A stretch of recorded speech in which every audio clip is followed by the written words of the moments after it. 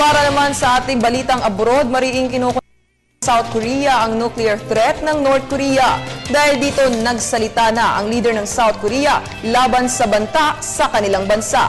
Para sa detalye, balitaan mo kami, Dennis Cortez. Matapos i-anunsyo ng North Korea ang state of war laban sa Amerika at South Korea, nagsalita na si South Korean President Park Geun-hye hinggil sa banta ng North Korea.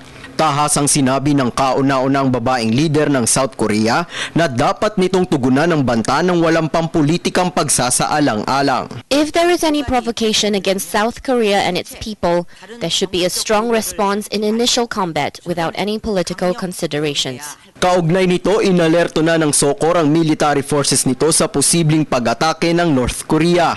Dahil dito, pinayagan na rin ng local units na rumisponde laban sa nasabing banta. Ayon pa sa South Korean government, tatargetin nito ang leader ng North Korea at rebulto ng Kim Dynasty sa oras na umatake ang kalabang bansa. Samantala, patuloy ang pagpapakitang gilas ng North Korea kung saan nagpalabas ng video na nagpapakitang target nito ang Amerika at South Korea. Ayon ulat, abala umano si North Korean President Kim Jong-un sa mga pagpupulong na may kinalaman sa nuclear development. Bagay na mariing kinokondena pa rin ng Amerika. Dahil dito, nag-deploy na ang Amerika ng naval warship at air assets sa Korean Peninsula.